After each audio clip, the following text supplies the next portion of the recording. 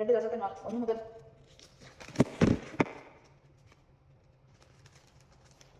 38 വരെയുള്ള വാക്യങ്ങൾ. അസറിയ യൂദാ രാജാവ്. ജസ്രായേൽ രാജാവായ ജെറോബോവാമിന്റെ 27-ാം ഭരണവർഷം യൂദാ രാജാവായ അസമയയുടെ പുത്രൻ അസറിയ ഭരണമേറ്റു. അപ്പോൾ അവന് 16 വയസ്സായിരുന്നു. അവൻ ജെറുസലേമിൽ 52 വർഷം ഭരിച്ചു. ജെറുസലേമിലെ യാക്കോയിലെ ആയിരുന്നു അവന്റെ അമ്മ. അവൻ പിതാവായ അമ്മ സിയായെ പോലെ കർത്താവിന്റെ മുമ്പിൽ നീതികൂടെ വർദ്ധിച്ചു. എങ്കിലും പൂജാഗിരികൾ നശിപ്പിച്ചില്ല. ജനം അവയിൽ ബലികളും ധൂപവും അർപ്പിച്ചു പോന്നു. കർത്താവും രാജാവിനെ ശിക്ഷിച്ചു. അവൻ കുഷ്ഠരോഗിയായി മരണം വരെ അവൻ മറ്റുള്ളവരിൽ നിന്ന് അകന്ന് താമസിക്കേണ്ടി വന്നു. പുത്രൻ യോധ കൊട്ടാരത്തിലെ അധിപതിനായി രാജഭരണം നടത്തി. അസറിയയുടെ മറ്റു പ്രവർത്തനങ്ങൾ യൂദാ രാജാക്കന്മാരുടെ ദിനവൃത്തത്തിൽ രേഖപ്പെടുത്തിയിട്ടുണ്ടല്ലോ. അസറിയ പിതാക്കന്മാരോട് ചേർന്ന് ദാവീദിന്റെ നഗരത്തിൽ സംസ്കരിക്കപ്പെട്ടു. പുത്രൻ യോഥാം രാജാവായി.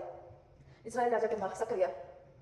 യൂദാ രാജാവായ അസറിയയുടെ 38-ാം ഭരണവർഷം ജെറോബോവാമിന്റെ പുത്രൻ സക്കറിയ സമരിയായിൽ ഇസ്രായേലിനെ 6 മാസം ഭരിച്ചു. പിതാക്കന്മാരെ പോലെ അവന് കർത്താവിന്റെ മുൻപിൽ തിന്മ പ്രവർത്തിച്ച് നബാത്തിന്റെ പുത്രനായ ജെറോബോവാം ഇസ്രായേലിനെ കൊണ്ട് ചെയ്യിച്ച പാപങ്ങളിൽ നിന്ന് അവൻ പിന്മാറിയില്ല. യബോഷിന്റെ പുത്രൻ ഷല്ലും അവനെതിരെ ഗൂഢാലോചന നടത്തി. ഇബ്ലെയാമിൽ വെച്ച് അവനെ വധിച്ച് രാജാവാക്കി. സക്കറിയയുടെയും മറ്റു പ്രവർത്തനങ്ങൾ ഇസ്രായേൽ രാജാക്കന്മാരുടെ ദിനവൃത്തത്തിൽ രേഖപ്പെടുത്തിയിട്ടുണ്ടല്ലോ. നിന്റെ പുത്രന്മാർ 4 തലമുറകൾ വരെ ഇസ്രായേലിന്റെ സിംഹാസനത്തിൽ വാഴും എന്ന് കർത്താവ് യേഹൂവിനോട് നൽകിയ വാഗ്ദാനം പൂർത്തിയായി. ഷല്ലും.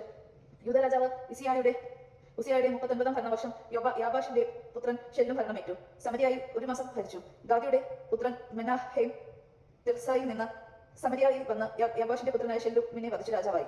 ഷെല്ലുമിന്റെ ഗൂഢാലോചനയും മറ്റു പ്രവർത്തനങ്ങളും ഇസ്രായേൽ രാജാക്കന്മാരുടെ ദിനവൃത്തത്തിൽ രേഖപ്പെടുത്തിയിട്ടുണ്ടല്ലോ. അക്കാലത്ത് തപ്പുവാനിവാസികൾ നഗരവാതിൽ തനിക്ക് വേണ്ടി തുറക്കാതിരുന്നതിനാൽ മെനാഹേം നഗരത്തെയും നിവാസികളെയും തിർസ മുതലുള്ള അതിർത്തി പ്രദേശങ്ങളെയും നശിപ്പിച്ചു. അവൻ ഗർഭിണികളുടെ ഉദരം പിളർന്നു. മെനാഹേം. യൂദാ രാജാവായ അസറിയുടെ 39-ാം ഭരണവർഷം ഗാദിയുടെ പുത്രനും മെനാഹേം ഇസ്രായേലിൽ ഭരണമേറ്റു. അവൻ 10 വർഷം സമരിയായിൽ ഭരിച്ചു. അവൻ കർത്താവിന്റെ മുൻപിൽ തിന്മ പ്രവർത്തിച്ചു. നബാത്തിന്റെ മകനായ ജെറോബോവാം ഇസ്രായേലിനെ കൊണ്ട് ജയിപ്പിച്ച പാപങ്ങളിൽ നിന്ന് ഒരിക്കലും വിട്ടുമാറിയില്ല. അസീസിയ രാജാവായ പൂൽ ഇസ്രായേലിനെതിരെ വന്നു. അവൻ രാജാപദവിക്ക് ഇളക്കം തട്ടാതിരിക്കാൻ മെനാഹേം അവൻ 1000 താലന്ത് വെള്ളി സമ്മാനിച്ചു. മെനാഹോം ഇസ്രായേലിലെ എല്ലാ ധനികരിലും നിന്ന് 50 ഷെക്കേൽ വീതം സ്വീകരിച്ചു. ഈ പണം അസീറ രാജാവ് പിന്തിരിഞ്ഞു. മെനാഹേമിന്റെ മറ്റു പ്രവർത്തനങ്ങൾ ഇസ്രായേൽ രാജാക്കന്മാരുടെ ദിനവൃത്തത്തിൽ രേഖപ്പെടുത്തിയിട്ടുണ്ടല്ലോ. മെനാഹാം പിതാക്കന്മാരോട് ചേർന്നു. പുത്രൻ പെക്കാഹിക രാജാവായി. യൂദാ രാജാവായ അസറിയയുടെ 50-ാം ഭരണവർഷം മെനോഹാമിന്റെ പുത്രൻ പെക്കാസിയ ഭരണമേറ്റു. ഇസ്രായേലിനെ സമരിയയിൽ 2 വർഷം ഭരിച്ചു. കർത്താവിന്റെ മുൻപിൽ അവൻ തിന്മ പ്രവർത്തിച്ചു. നബത്തിന്റെ പുത്രൻ ജെറോബോവാം ഇസ്രായേലിനെ കൊണ്ട് ചെയ്യിപ്പിച്ച പാവങ്ങളിൽ നിന്ന് അവൻ പിന്തിരിഞ്ഞില്ല. പടനായകനും റമാലിയായുടെ പുത്രനുമായ പെക്ക 50 ഗിലെയോടൊത്ത് ഗൂഢാലോചന നടത്തി. സമരിയായിലെ കൊട്ടാരത്തിന്റെ കോട്ടയിൽ വെച്ച് പെക്കാഹിയായെ വധിച്ചു. രാജാവായി.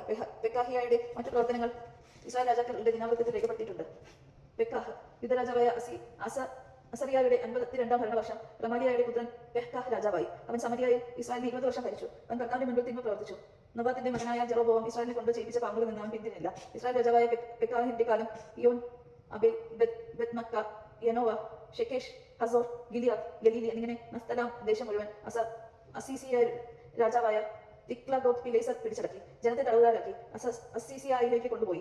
ഉസാസിയുടെ മകൻ യോഥാമിന്റെ 20-ാം ഭരണവർഷം ഏലിയയുടെ പുത്രനായ ഒസാക്കിയ റോമാമിലയുടെ പുത്രൻ പെക്കാഹിനെ കൊണ്ട് ഗൂഢാലോചന നടത്തി അവനെ വധിച്ചു രാജാവാക്കി. പെക്കാഹിന്റെ മറ്റു പ്രവർത്തനങ്ങൾ ഇസ്രായേൽ രാജാക്കന്മാരുടെ ദിനവൃത്തത്തിൽ രേഖപ്പെടുത്തിയിരിക്കുന്നു. യൂദാ രാജാവ് യോഥാം. റിമാലിയുടെ പുത്രൻ പെക്കാഹിന്റെ 2-ാം ഭരണവർഷം യൂദാ രാജാവായ ഉസീസിയായുടെ മകൻ യോഥാം ഭരണമേറ്റു. അപ്പോൾ അവൻ 25 വയസ്സായിരുന്നു. അവൻ ജെറുസലേമിൽ 16 വർഷം ഭരിച്ചു. സദോക്കിന്റെ മകളായ യറൂഷായിരുന്നു അവന്റെ മാതാവ്. പിതാവായ ഉസ്സിസിനെ പോലെ അവൻ കർത്താവിന്റെ മുമ്പിൽ നീതിപൂർവ്വം വർദ്ധിച്ചു. എങ്കിലും പൂജാഗിരികൾ നശിപ്പിച്ചില്ല. ജനം അവയിൽ ബലികളും ധൂപങ്ങളും അർപ്പിച്ചു പോന്നു. അവൻ ദേവാലയത്തിന്റെ കവാടവും നിർമ്മിച്ചു. യോഥാമിന്റെ മറ്റു പ്രവർത്തനങ്ങൾ യൂദാ രാജാക്കന്മാരുടെ ദിനവൃത്തത്തിൽ രേഖപ്പെടുത്തിയിട്ടുണ്ടല്ലോ. അക്കാലത്ത് കർത്താവ് സിറിയ രാജാവായ റസീനെയും റമാലിയുടെയും പുത്രനായ പെക്കാഹിനെയും യൂദാക്കെതിരെ അയച്ചു തുടങ്ങി. യോഥാം പിതാക്കന്മാരോട് ചേർന്ന് പിതാവായ ദാവീദിന്റെ നഗരത്തിൽ അവനെ സംസ്കരിച്ചു. പുത്രൻ അഹാസ് രാജാവായി. ദേശമാനം കേട്ടത് നമ്മുടെ സ്തുതി.